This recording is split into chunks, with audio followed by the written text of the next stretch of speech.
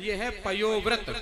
पयोव्रत का प्रभाव ये होता है कि पुत्र प्राप्ति के लिए बड़ी अच्छी बहुत सिद्ध प्रयोग दिया गया भागवत जी में। अगर किसी माता को संतान की प्राप्ति करनी हो तो पयोव्रत जरूर कर ले एक बार। ये पयोव्रत बड़ा कठिन व्रत है, लेकिन इसको करना चाहिए अगर कभी आवश्यकता पड़े तो। क्या करना पड़ेगा इसमें? महाराज फाल्गुन श्यामले पक्षे द्वादशाहम पयोव्रता।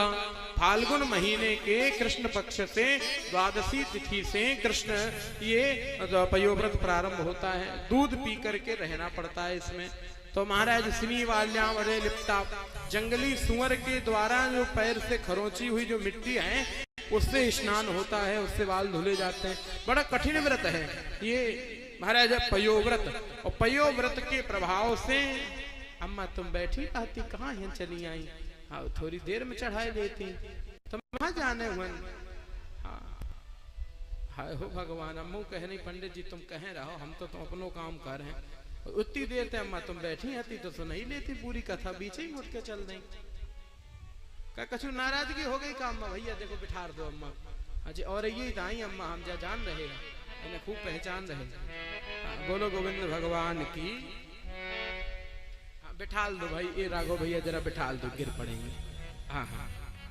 तो पयोव्रत आज अदिति माता ने किया है। अदिति माता के और कश्यप ऋषि के घर में पयोव्रत के प्रभाव से भगवान वामन के रूप में अवतार लेकर के आते हैं। बोलो वामन भगवान की। वामन के रूप में प्रकट होते हैं भगवान। तम बटुम वामनम दृष्टवा, छोटे से वामन अंगुल के भगवान हैं। इनका गोचारण हुआ छत्रम सदंडम सजलम कमंडलम। एक छत्र, एक दंड, एक कमंडल दे दिया गया। इनका यज्ञोपवीत हो गया। और वामन भगवान जा रहे हैं राजा बलि की यज्ञशाला में। बलि यज्ञ कर रहा है, 99 यज्ञ कर चुका है, 100वां यज्ञ करने जा रहा है। कौन सी जगह पर हो रहा है? ये जगह है भृगु कक्ष, भरुच। वर्तमान में इसको भरुच बोलते हैं, नर्मदा का किनारा है ये। महाराज आपको जगह मिलेगी, गुजरात और एमपी का बॉर्डर है, भरुच इसको बोलते हैं, भृगु कक्ष। तो यहाँ पर राजा बलि यज्ञ कर रहा है, 99 यज्ञ कर चुका है और 100वां यज्ञ करने जा रहा है। विश्वजित नाम का यज्ञ कर रहा है। तो भगवान वामन पधारे। छत्रम सदंडम सजलम कमंडलम। छोटे से वामन अंगुल के भगवान छत्र दंड कमंडल लेकर के पधारे। जैसे ही भगवान पधारे तो बलि ने यज्ञशाला के भीतर से देखा कि कोई बड़ा विद्वान, कोई ब्राह्मण आया है, कोई बड़ा विद्वान संत आया है। तो बलि बाहर निकल आया यज्ञशाला के, और बाहर आकर के कहा मांगो मांगो ब्राह्मण देवता मांगो, क्या मांगना चाहते हो मांगो महाराज। भगवान कुछ बोले ही नहीं। तो बलि ने सोचा मान लो पंडित जी हैं, अब मान लो छोटे हैं, अब कोई बड़े तो है नहीं उम्र के, मान लो छोटे ही हैं, तो क्या करें महाराज, अब ये तो मांगेंगे नहीं, हम ही दे दें अपनी तरफ से। क्या क्या देना है?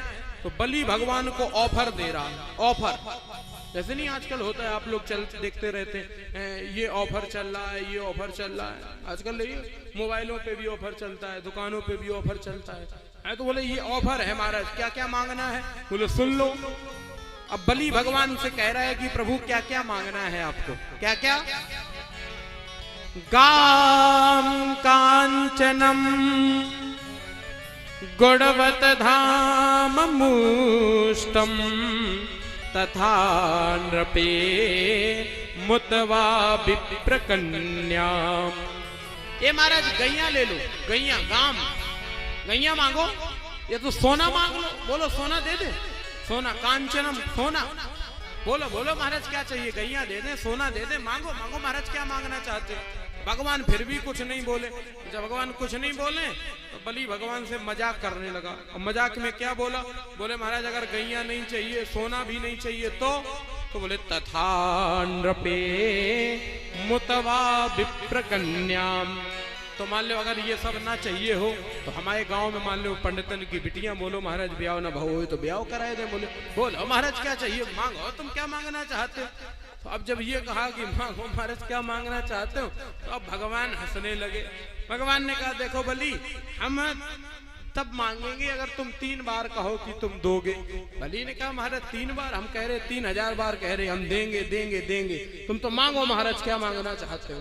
अब राजा बलि ने भगवान से जब कहा कि मांगो तो भगवान ने मांगा। क्या मांगा राजा बलि से, सुन लीजिए महाराज। पदानी त्रीण दैतेन्द्र सम्मिताम पदा मम। ए दैतेन्द्र बलि, हमें 3 पग धरती चाहिए, लेकिन शर्त एक ही है कि हम अपने ही पांव से नापेंगे। अब बलि जोर से हंसा। बलि ने कहा महाराज छोटे आदमी की बुद्धि भी कुछ छोटी होती क्या है? तुम पामन अंगुल के तुम पूरे महाराज छोटे से हो हैं? और तुम ये तो देखो किससे मांग रहे, मांगने वाले से ये भी देखना चाहिए मांगने वाले को किससे मांग रहे हैं। यजमान को देख करके मांगना चाहिए, आचार्य की जिम्मेदारी है। अब हम लोगों की जिम्मेदारी है कि आज यजमान को देख करके मांगे। अब यजमान कौन है? विश्वनाथ तिवारी लंबरदार हैं, प्रधान हमारे हिंदू परिषद के जिलाध्यक्ष। इतना लंबा नाम बताओ, इतना बड़ा परिवार।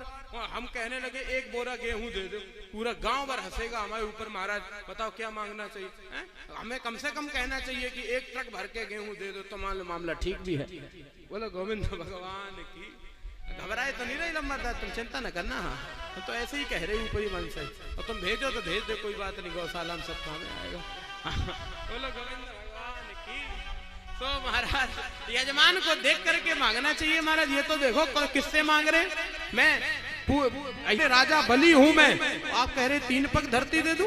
बोले महाराज 3000 पैर बोलो, 3000 पैर दूंगा। तो भगवान कहने लगे ये तो बताओ कौन हो तुम है? हमारी तो स्थिति देखो साफ है। भगवान ने कहा कि देखो भैया ब्राह्मण को संतोषी होना चाहिए। असंतुष्टा दुजो नष्टा संतोषाश्च महीपति।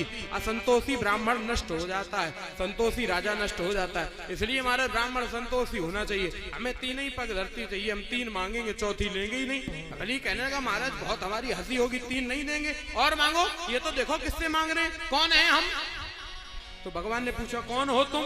अब बलि अपना परिचय दे रहा, कौन है हम। अब सुनिए महाराज बलि ने क्या कहा भगवान से। बलि कह रहा है महाराज माम बचो भी समाराध्य लोकानाम एक ईश्वरम। ए महाराज इस पूरी धरती का एक ईश्वर मैं हूं, एक ईश्वर मैं हूं। माम बचो भी समाराध्य लोकानाम एक ईश्वरम। मैं एक ईश्वर हूं। भगवान अब भगवान मन ही मन हंसने लगे। भगवान ने कहा अभी देखता हूं तू कितना बड़ा ईश्वर हो गया। जरा सा पैसा क्या मिल गया अपने आप को भगवान ही समझने लगा। अभी देखते हैं तुम कितने बड़े भगवान हो गए। तो जब ये बातें जोर जोर से हुई तो गुरु शुक्राचार्य जी यज्ञशाला के भीतर बैठे थे, उन्हें सुनाई पड़ी। गुरु जी बाहर निकल आए। गुरु जी ने कहा बेटा बलि। बोले हाँ गुरु जी। इन्हें पहचाना? बोले ना गुरु जी, इनसे कोई लेन देन की बात तो नहीं हुई। बोले फाइनल हो गई गुरु जी। क्या हुआ, क्या हुआ, फाइनल क्या हो गया, क्या हो गया बेटा, क्या हुआ? बोले गुरुजी इनने 3 पग धरती मांगी, हमने देने की हामी भर दी। गुरुजी ने कहा बर्बाद हो गया बेटा बलि, तू बर्बाद हो गया। मना कर दे कि नहीं दूंगा, मना कर दे, बर्बाद हो गया बलि। ये तुम जानते नहीं ये कौन है? बोले कौन है ये? बोले सुन लो बैलोचन नंदन बलि। कौन है ये? ऐस बैरोचने साक्षात भगवान विष्णु रया। ये बैरोचन नंदन बलि सुन लीजिए महाराज। ए बैरोचन नंदन बलि, ये जो तुम्हारे सामने खड़े हैं ना, ऐस बैरोचने साक्षात भगवान विष्णु रब्बया। ये साक्षात भगवान विष्णु हैं। और सुन लो, ये तो क्षण भर में नाप लेंगे 2 पग में तीनों लोग, फिर 3 पग दान हेतु भूमि कहाँ न्यारी है। बोले गुरु शुक्र बलि मती गई मारी है। अरे बलि तेरी मती मारी गई, मना कर दे कि नहीं दूंगा। बलि कहने लगा महाराज अगर ये भगवान है तो अब मैं इन्हें जरूर दूंगा। वो आदमी भी कम नहीं था महाराज, सुन लो, वो आदमी भी कोई हल्के में नहीं था। बलि कहने लगा, देखो गुरुजी, अगर ये भगवान है अब मैं इन्हें जरूर दूंगा। बोलो क्यों? अरे जाएगा तो चला जाएगा, कम से कम दुनिया में नाम तो होगा। दुनिया इनके दरवाजे पे मांगती, और जे हमारे दरवाजे पे मांगे दे कोई, हम कोई हल्के में है क्या? महाराज वो आदमी भी कम नहीं था महाराज। गुरुजी ने कहा, अगर बलि तुमने इन्हें दिया तो हम तुम्हें श्राप दे देंगे। बोले दे दो। गुरुजी ने हाथ में जल दिया, गुरुजी ने श्राप दे दिया, बलि तेरी सारी लक्ष्मी चली जाए। बलि कहने लगा, महाराज वो तो जयबे कहे, वो बचने की उम्मीद ही नहीं, वो तो तुम अपने मन से कहते रहो, वो बचने की उम्मीद ही नहीं है।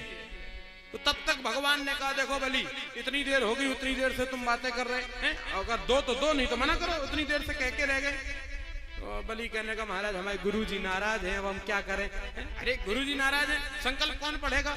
बोले अब पता, वही तो समझो, संकल्प पढ़ने की कोई जगह तो हो। बोले हम ही पढ़ लेंगे, तुम तो सामान मंगाओ, 500 पाड़ी लौंग इलायची, पान फूल फल बतासा दूरबा सब रखो। सब सामान रखा गया। संकल्प, विंध्यावली जल गिराओ। जल का जो लोटा नहीं होता, सागर सागर लोटा जो होता जल का, नहीं वो नाली जिसमें निकली होती है, मान लो, अबे माताएं समझ जाएंगी, अबे करवा में वही बनाए जाते ना, होता वही, हाँ हाँ, वो का जो सागर वाला लोटा होता है। उसमें क्या किया कि गुरुजी ने सोचा अगर पानी गिर गया तो चेला मुड़ जाएगा।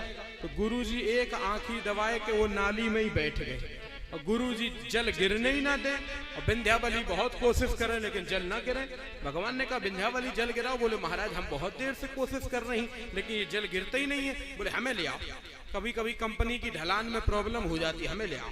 भगवान ने लिया जल का लोटा हाथ में, और एक उठाया कुछ, और ऐसे जोर से चलाए दिया महाराज, तो गुरुजी का एक प्लेटफार्म ही कैंसिल हो गया। हाँ, दो में से एक ही रह गई महाराज, एक चली गई। हाँ, एक चली गई, बचने को। हाँ समझ लो महाराज। जाचक की जब बात चरे तब